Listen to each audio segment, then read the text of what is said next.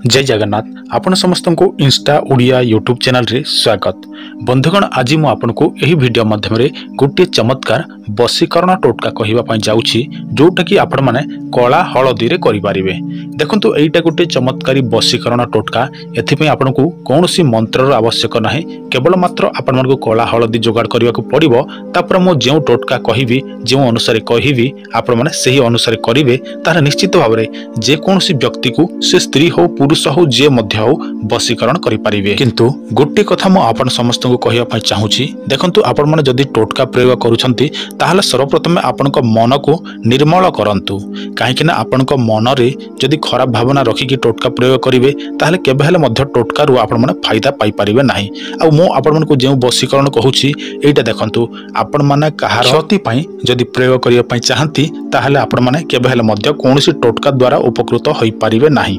तो चलतु मु आपण मन को वर्तमान टोटकाटी कहूछि, ता पूर्व आपण समस्त को अनुरोध आपण मन जदि वीडियो देखुछंती चैनल टी को सब्सक्राइब करंतु, वीडियो टी को लाइक करंतु, निज सांग साथी को मध्य शेयर करंतु। देखंतु आपण मन को जे कोनोसी समस्या अछि एही चैनल माध्यम रे से सब को ठीक करि परिबे, काहे कि ना आमे आपण मन को सहजिया टोटका सब कहूछु। देखंतु आपण को स्क्रीन रे कला हळदी देखा जाउछि। आपण मन कोन करिवे स्नान इत्यादि कर्म सारिला परे आपण मन एइटा को घोरिबे एवं आपण मन तिलक लगेबे।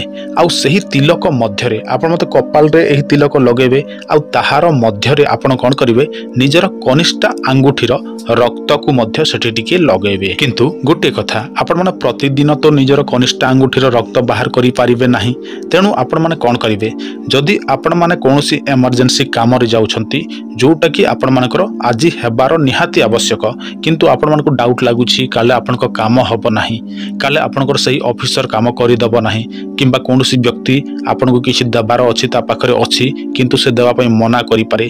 माने आपण को जो जगह डाउट लागुछि ताहाले सही दिन आपण कोन करिवे एही प्रयोग करिवे, ताहाले सही व्यक्ति जनक आपण को देखिला मात्र के वशीकरण हबो। तापर आपण जहा कहिवे से व्यक्ति जनक सेया ही करिवो। एहा द्वारा स्त्री मध्य वशीकरण होय, पुरुष मध्य वशीकरण होय, किंबा जे कोनोसी जीव जंतु मध्य एहा द्वारा वशीकरण होय थाए। किंतु सही व्यक्ति जनक आपण को तिलक को देखिबा निहाती आवश्यक, किंतु से जण अंध होइथिबो, तेणु आपण मन को तिलक तो से देखि परिबो नाही, तो वशीकरण हबो केमिति।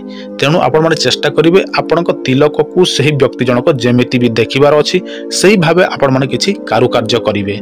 तापर से व्यक्ति जनक देखि देला संगे संगे आपण को ठारे वशीकरण होई गला।